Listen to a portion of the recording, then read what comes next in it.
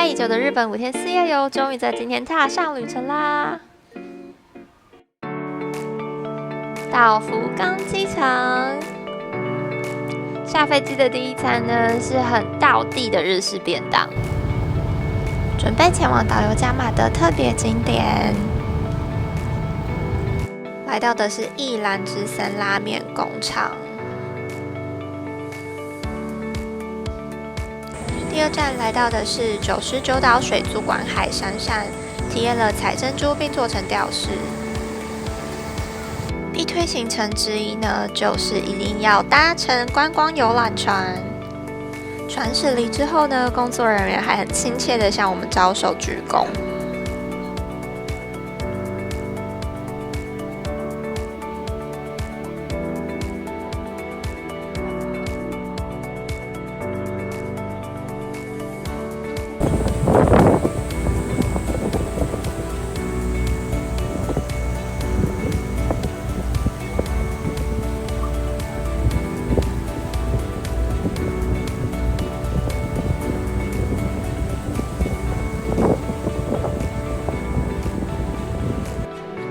到也在航行的未来号，每看着这些大自然雕刻出来的岩石，都会有被震慑住的感觉。酒店房间看出去的 view 真的超级美，有欧洲历史和运河的氛围。下次来要去后面的主题园区玩。今天下榻的酒店呢是 JR 豪斯登堡大仓酒店。正主效仿荷兰的中央车站，不妨在晚上时到酒店附近逛逛，沉浸在欧式氛围里哦。饭店的外观真的好美，仿佛置身于荷兰。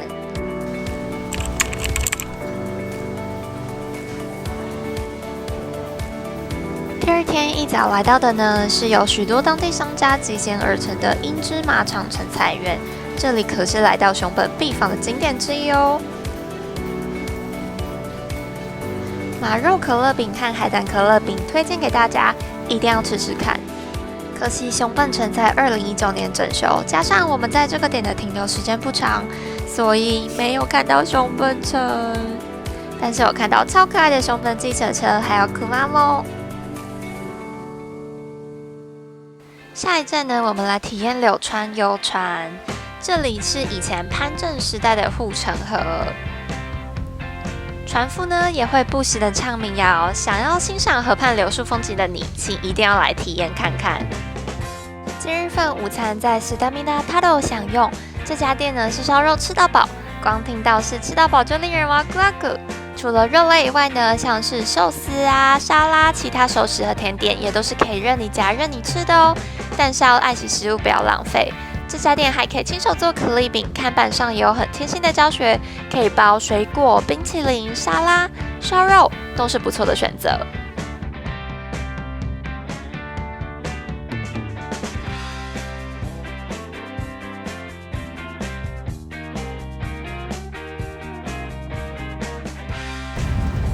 吃饱喝足后呢，就准备前往熊本熊广场。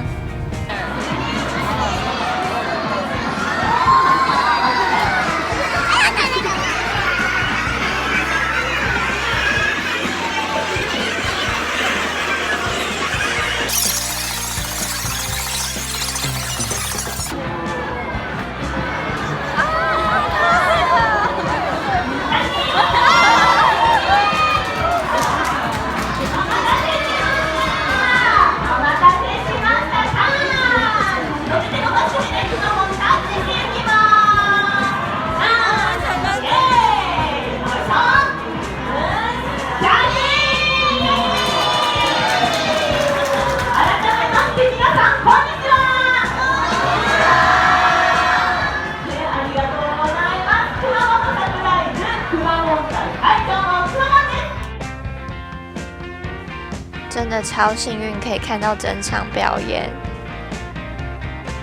熊本熊摇身变成 Rockstar， 别忘了要到部长办公室参观哦。话筒旁的红圈圈正是库妈梦的腮红。准备前往今天要入住的饭店。一路上都觉得车子越来越往深山里开。途中还看到小庞介绍阿苏卡德利动物园的看板，上网查了一下，发现一个超酷活动，就是搭直升机俯瞰阿苏火山，已经把它加入我的 bucket list。今天入住的饭店呢，就是阿苏之思 Villa Park Hotel。从房间看出去就是阿苏火山群，真的超级漂亮。最喜欢房间里有这种小和室。傍晚时分呢，可以看到云的阴影反射在阿苏山上。晚上我们跑去饭店附近的店买了可乐饼和蔬菜水果吃。今天的晚餐有超好吃的奶酪优格，可乐饼真的超级好吃。还好蔬菜汁喝起来没有像波米一样。其实我们还有去饭店的大厅买了2碗泡面，到底有多饿啊！宵夜吃好吃满之后呢，就是欧亚斯米啦。Morning everyone！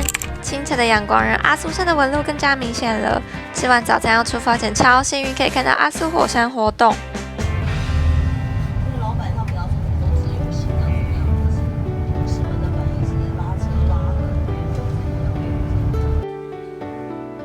的。后面可以看出山的形状，那就是阿苏5月。那大部分有留下记录的喷发呢，都是中月。只要前往大关峰呢，就可以欣赏到阿苏山群的美景。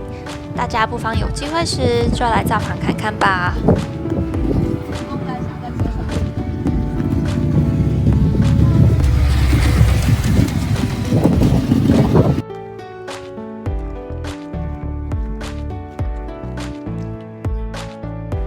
这里真的好美，感谢阿姨帮我拍照 ，eternally grateful。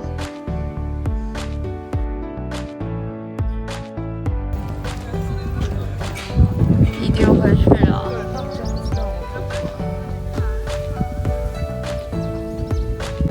下一站呢，来到的是位于大分的九重梦吊桥。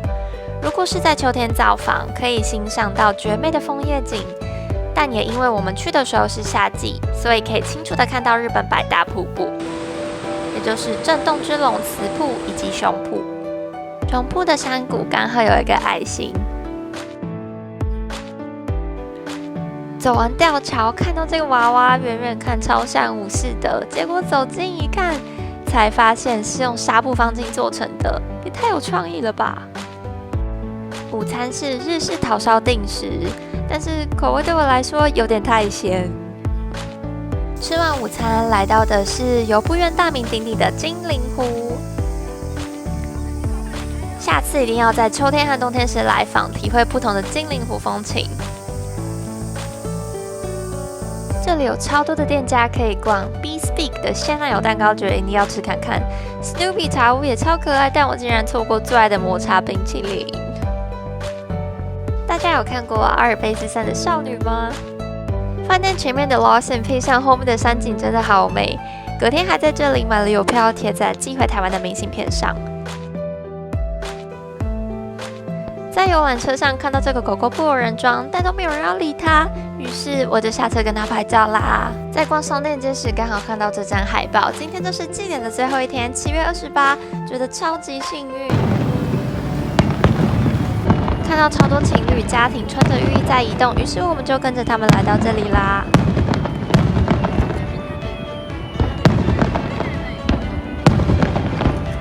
不过令我意外的是，大家在看烟火的时候出乎意料的安静。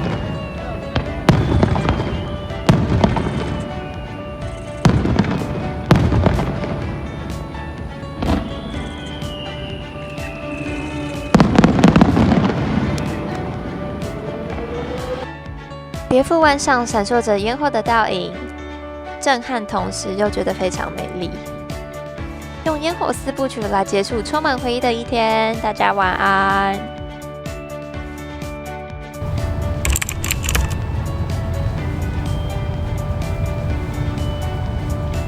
大家早安。怀抱着兴奋的心情，开启新的一天，准备前往第一站。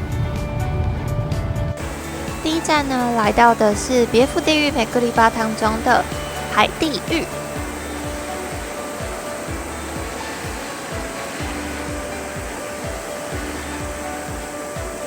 其中的大鬼莲呢，在8月的特定日期会开放乘坐。温泉池的 Tiffany Line 真的超级梦幻，因为鹤间火山在1200年前爆发，进而形成今天如此湛蓝的海地狱。百叶面包的海地狱呢，实则温度高达98度，大家要小心不要靠太近。下次要把剩下的7趟搜集完成。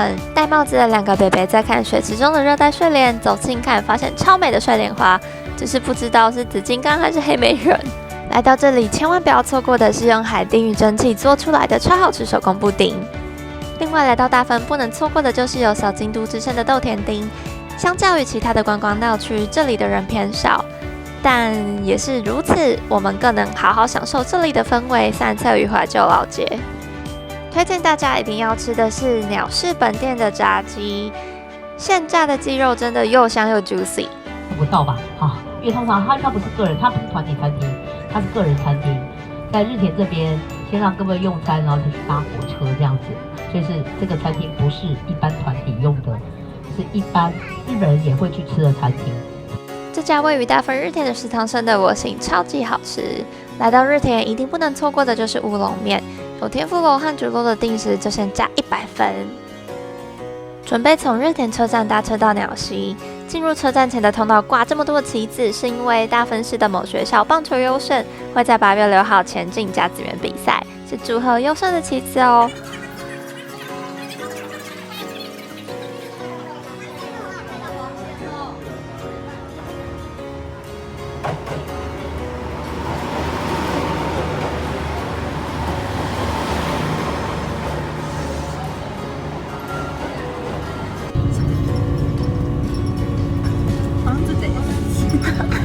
房子です。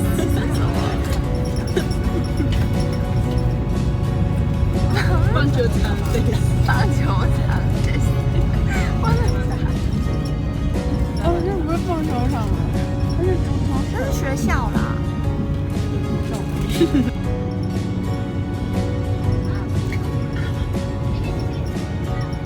列车上有贩卖由不愿之森的原创商品和贴点饮品。也别忘了和纪念看板合照几张哦。日本人真的都会把脚踏车乖乖停在专属的停车场。下一站来到太宰府天满宫，这里是祈求学业顺利的神社。朝圣景点呢是由隈研吾打造的星巴克。御神牛为这里的守护象征。太宰府的本店真的很壮观，第一眼看到的话会被震慑住。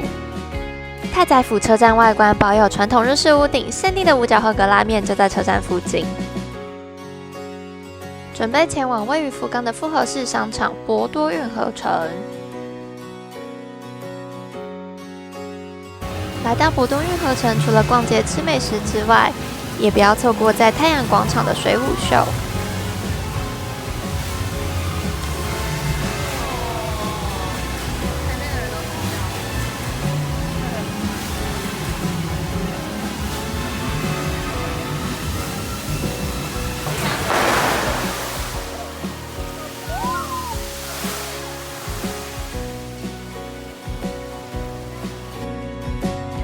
看完水舞秀之后呢，突然觉得博多运河城的建筑颜色跟一兰拉面的配色很像。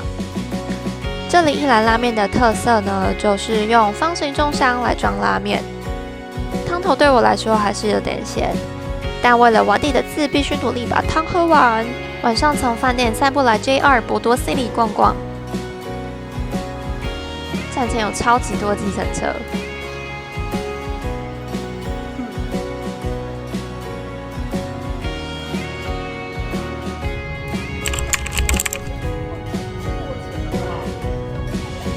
最后一天在日本，好舍不得哦！准备前往位于山口县下关市的日清讲和纪念馆。相信大家都知道马关条约，在甲午战争后台湾被割让给日本的故事。原本签订条约的地方在春帆楼的2楼，但后来因为地震重建而把所有文物移到旁边的纪念馆。所谓的读万卷书不如行万里路，大概就是这种心情吧。虽然没有经历过课本上的那些时期，但毫无疑问的，这些历史事件是确实发生过，也不可磨灭的。大家不妨在参观完纪念馆后，到附近的赤间神宫走走。面向关门海峡眺望门司港的水天门，建筑气势雄伟。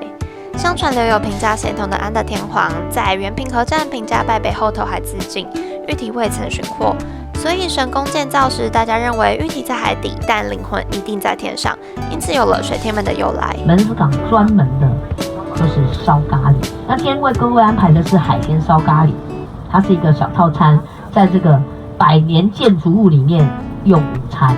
而且这是它是日本文化保护财啊，好，所以小心一点，那个桌椅不要碰坏就好了。好，那开门的时候要小心。第一眼看到，觉得超像森林家族里面的房子，不愧是百年历史建筑，古色古香呀。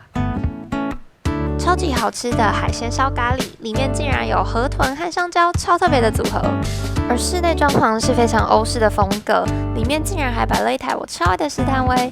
爱因斯坦更于1922年访日时住宿于此。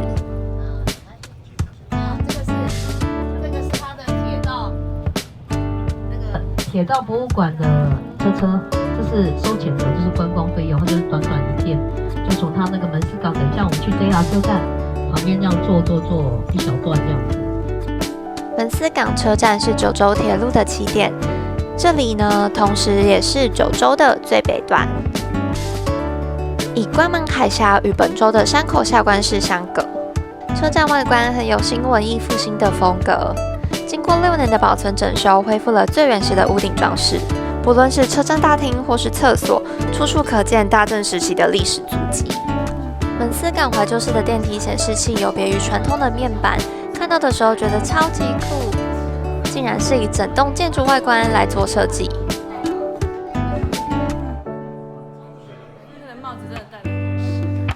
从高楼俯瞰呢，所有东西变成像乐高一样的迷你。以观望台为基准点的左侧为门司港怀旧区，非常适合大家来散策。而在观望台的右侧呢，则为关门海峡景色。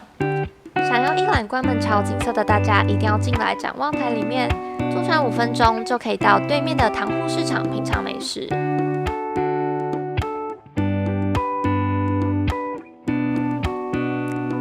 蓝一桥是全日本唯一行人专用的开合吊桥，很幸运可以近距离看到它开桥。